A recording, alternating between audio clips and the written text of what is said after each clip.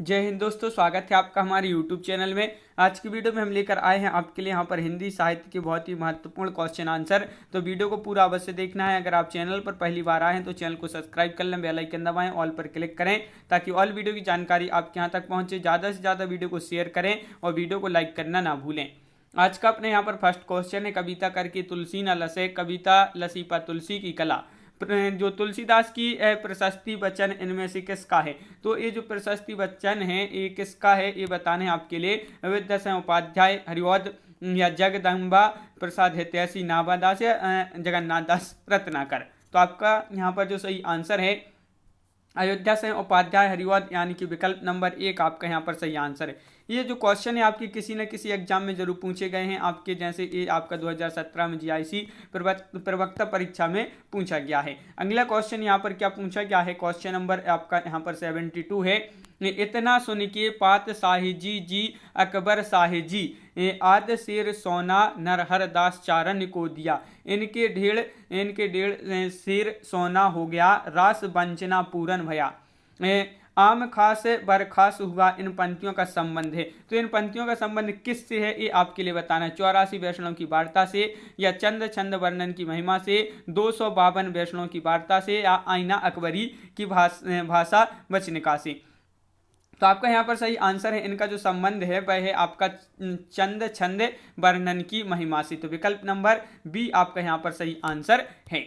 अगला क्वेश्चन क्या पूछा गया है, यहाँ पर क्वेश्चन नंबर 73 पूछा गया है कि पाली भाषा की समय सीमा मानी जाती है। तो जो पाली भाषा है इसकी समय सीमा क्या मानी जाती है। आंसर अगर आपको मालूम है तो आप कमेंट में आंसर जरूर बताएं क्या होगा इसका सही आंसर। दो विकल्प में से ही आप बता दें यहाँ पर। तो पाली भाषा की जो समय सीमा मानी जाती है वह 1500 ईसा पूर्व से प्रथम शताब्दी तक। तो विकल्प नंबर बी आपका यहाँ पर सही आंसर है। विकल्प नंबर बी 73 का बी आपका राइट आंसर, बिल्कुल सही। विकल्प नंबर बी जिन्होंने यहाँ पर बताया है बहुत बढ़िया राइट आंसर।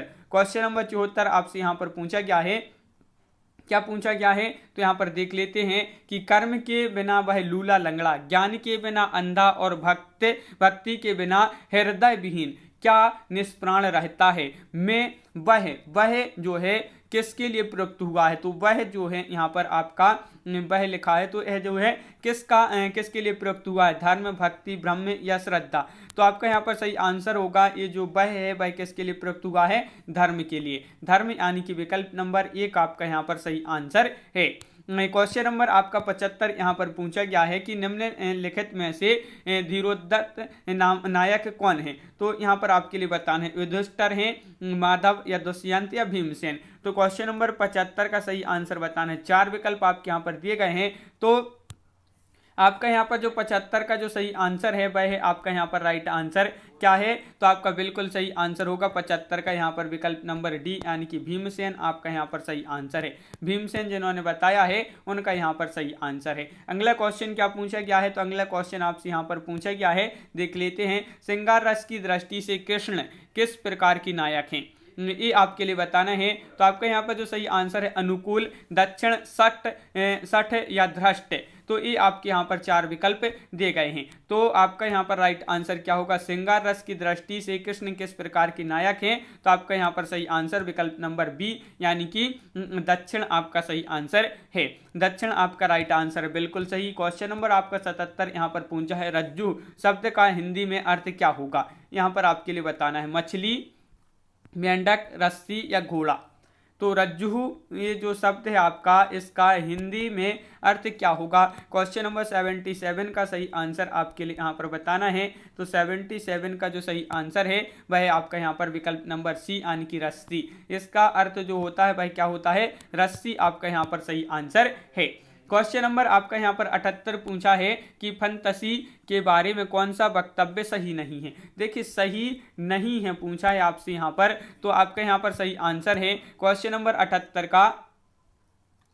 तो आपका यहाँ पर जो सही आंसर है वह क्या है, तो फंतसी के बारे में कौन सा वक्तव्य सही नहीं है, तो आपका यहाँ पर विकल्प नंबर 1 राइट आंसर है कि फंतसी का प्रयोग यथार्थ सृष्टि के निषेध के लिए होता है। ये कथन कैसा, वक्तव्य कैसा है, सही नहीं है इसके बारे में, तो विकल्प नंबर 1 आपका यहाँ पर राइट आंसर होगा।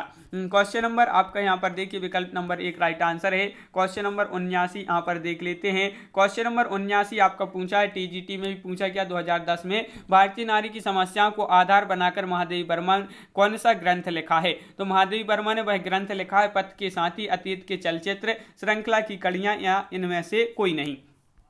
तो 79 का सही आंसर बताना है। तो भारतीय नारी की समस्याओं को आधार बनाकर महादेवी वर्मा ने कौन सा ग्रंथ लिखा है, तो वह लिखा है कौन सा, श्रृंखला की कड़ियां। तो विकल्प नंबर बी आपका यहाँ पर सही आंसर है, श्रृंखला की कड़ियां। क्वेश्चन नंबर आपका यहाँ पर क्या पूछा गया है, 80 क्या पूछा है, त्रिवेणी में किन 3 महाकवियों की समीक्षा प्रस्तुत है। ये क्वेश्चन महत्वपूर्ण है, कई बार पूछा जा चुका क्वेश्चन है आपका ये कि त्रिवेणी में किन 3 महान कवियों की समीक्षा प्रस्तुत इसमें की गई है, तो आपका यहाँ पर राइट आंसर होगा क्या होगा, क्वेश्चन नंबर 80 का सही आंसर। तो 80 का आपका जो सही आंसर है वह विकल्प नंबर बी यानी कि जायसी सूर्य तुलसी, आपका यहाँ पर विकल्प नंबर बी यहाँ पर सही आंसर, जायसी सूर्य तुलसी आपका यहाँ पर राइट आंसर है।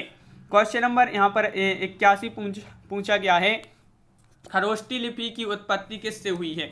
ये आपका महत्वपूर्ण क्वेश्चन है, खरोष्टी लिपि जो है इसकी उत्पत्ति किससे हुई है, ये आपके लिए यहाँ पर बताना है। तो इसकी उत्पत्ति किससे हुई है, तो आप बताइए यहाँ पर चित्र लिपि से या अरमाइक लिपि से या कीलाक्षर लिपि से या ब्राह्मी लिपि से। तो आपका यहाँ पर सही आंसर है यहाँ पर अरमाइक लिपि आपका राइट आंसर है, विकल्प नंबर सी आपका यहाँ पर सही आंसर है। क्वेश्चन नंबर आपका यहाँ पर जो 82 दिया गया है वह क्या दिया गया है, तो यहाँ पर देख लेते हैं क्वेश्चन नंबर 82। देखिए चूलिका किसका भेद है, पाली, अपभ्रंश, प्राकृत या पारसी। क्वेश्चन नंबर 82 का सही आंसर, 82 का सही आंसर आपके लिए यहाँ पर बताना है। ये क्वेश्चन आपका पूछा गया है और प्राकृत आपका यहाँ पर सही आंसर है। प्राकृत चूलिका जो है ये किसका भेद है, तो ये है जो है किसका भेद है, तो आपका राइट आंसर है प्राकृत, आपका यहाँ पर विकल्प नंबर बी आपका यहाँ पर सही आंसर है, प्राकृत आपका राइट आंसर है, बिल्कुल सही। अगला क्वेश्चन क्या पूछा गया है, तो अगला क्वेश्चन यहाँ पर देख लेते हैं। क्वेश्चन नंबर 83 आपका यहाँ पर जो पूछा गया है वह क्या पूछा गया है, तो देख लेते हैं। ये है आपका कि निबद्ध या निबंध काव्य कौन सा नहीं है, नहीं पूछा है आपसे, तो विनय पत्रिका, शिवाजी को पत्र या पिल्लई की छाया या राम की शक्ति पूजा। तो आपका 83 का जो सही आंसर है, निबंध काव्य कौन सा नहीं है यहाँ पर या निबद्ध काव्य, तो आपका यहाँ पर सही आंसर है विकल्प नंबर 1 यानी कि विनय पत्रिका। विनय पत्रिका जो है निबंध काव्य नहीं बल्कि ये क्या है, गीत काव्य है, याद रखना है, गीत काव्य है विनय पत्रिका, निबंध काव्य या निबद्ध काव्य नहीं है। क्वेश्चन नंबर 84 यहाँ पर पूछा गया है, क्या पूछा गया है कि प्रगीत काव्य में प्राधान्यता होती है भावना और गीतात्मकता की, संगीतात्मकता की, प्रकृति चित्रण की या उपरोक्त में से कोई नहीं। तो 84 का आपका जो सही आंसर है वह आपका यहाँ पर 84 का राइट आंसर विकल्प नंबर आपका यहाँ पर बी राइट आंसर है, संगीतात्मकता की इसमें जो है प्राधान्यता होती है, किसमें, प्रगीत काव्य में, किसमें, प्रगीत काव्य में। क्वेश्चन नंबर 85 आपसे यहाँ पर पूछा गया है, चंपू के 2 भेद हैं, तो चंपू के कौन से 2 भेद हैं ये आपके लिए यहाँ पर बताना है।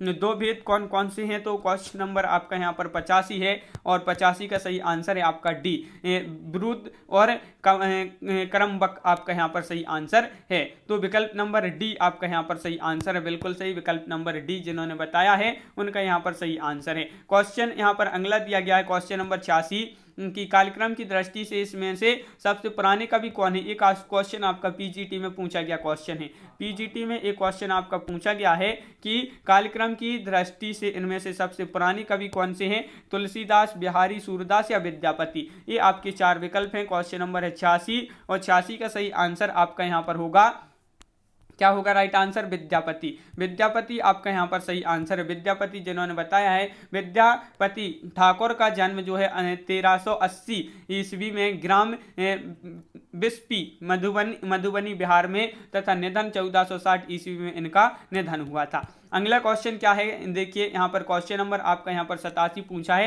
हिंदी आलोचना में जातीय शब्द का राष्ट्रीय अर्थ में सर्वप्रथम प्रयोग किसने किया है?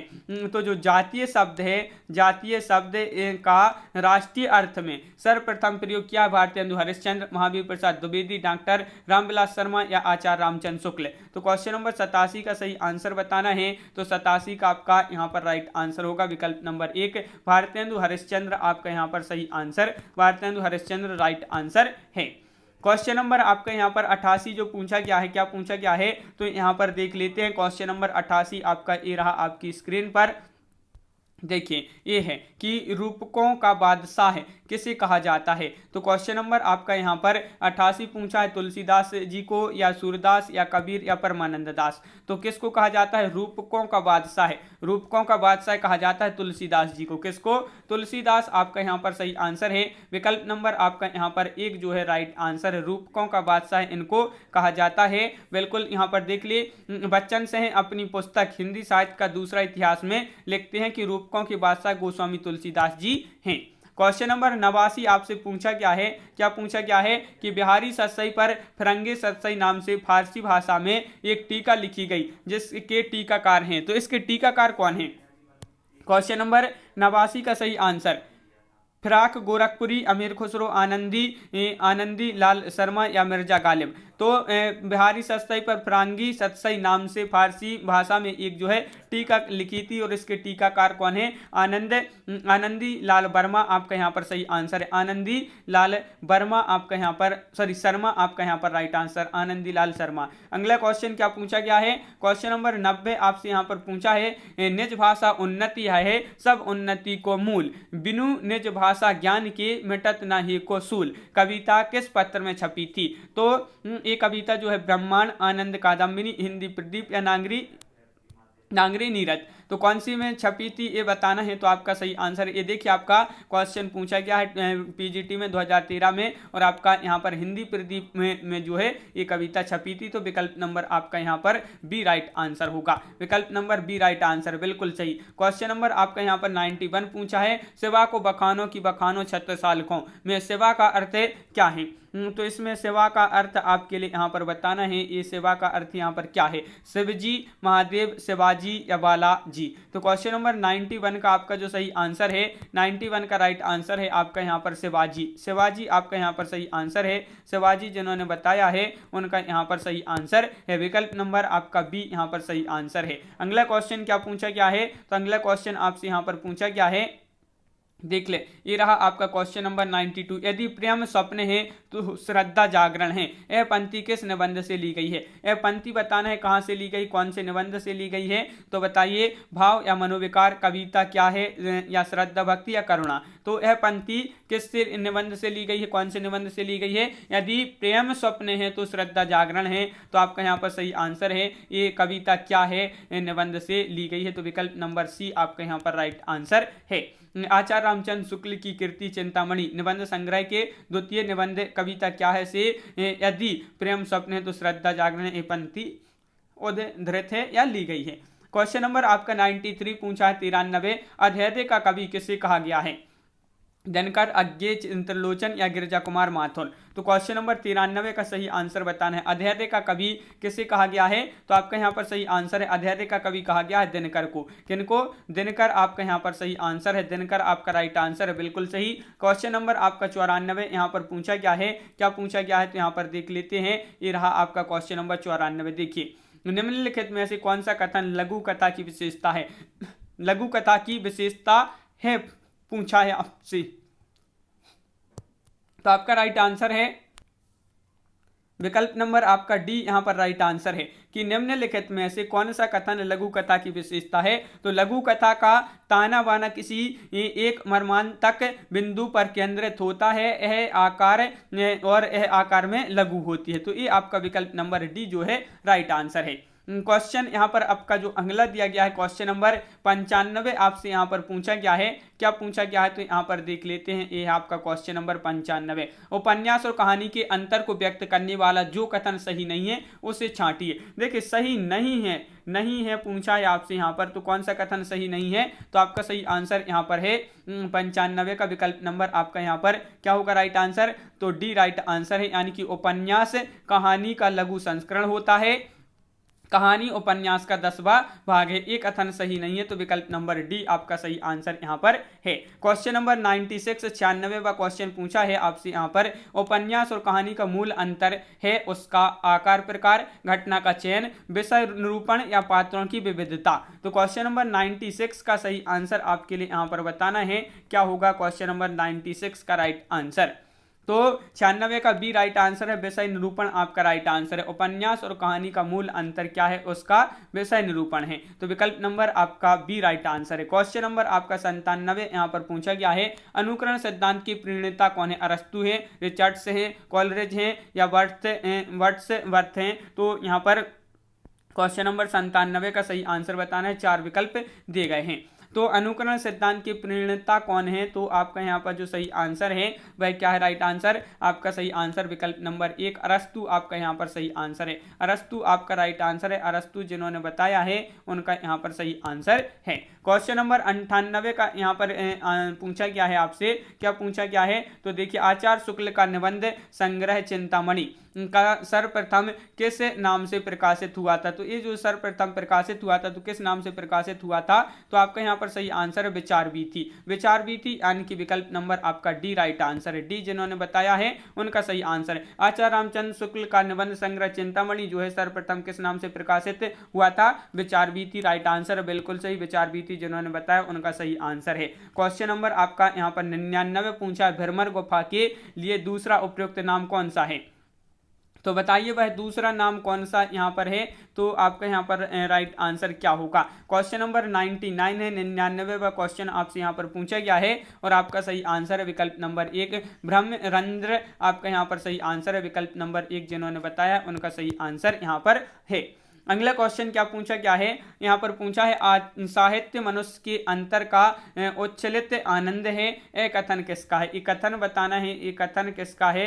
तो आपका यहाँ पर राइट आंसर होगा किसका एक कथन है? तो आपका सही आंसर बिल्कुल सही, आचार्य नंदुलारी वाजपेयी, डॉक्टर नगेंद्र, आचार्य हजारी प्रसाद द्विवेदी, आचार्य रामचंद्र शुक्ल। तो एक कथन किसका है? विकल्प नंबर बी यानी कि आचार्य हजारी प्रसाद द्विवेदी आपका यहाँ पर सही आंसर है। विकल्प नंबर बी आपका यहाँ पर सही आंसर है। आचार्य हजारी प्रसाद द्विवेदी के अनुसार साहित्य वस्तुतः मनुष्य का वह उच्छलित आनंद है जो उसके अंतर में अटाए नहीं अट सका था। तो ये जो है आपका यहाँ पर द्विवेदी जी का ये कथन है, तो विकल्प नंबर आपका बी यहाँ पर सही आंसर होगा। तो बिल्कुल सही, यहाँ पर अपने बहुत ही महत्वपूर्ण क्वेश्चन कंप्लीट हुए। कैसा लगा ये वीडियो आप कमेंट में जरूर बताएं। अगर आप चैनल पर पहली बार आए तो चैनल को सब्सक्राइब कर लें, बेल आइकन दबाएं, ऑल पर क्लिक करें ताकि ऑल वीडियो की जानकारी आपके यहाँ तक पहुंचे।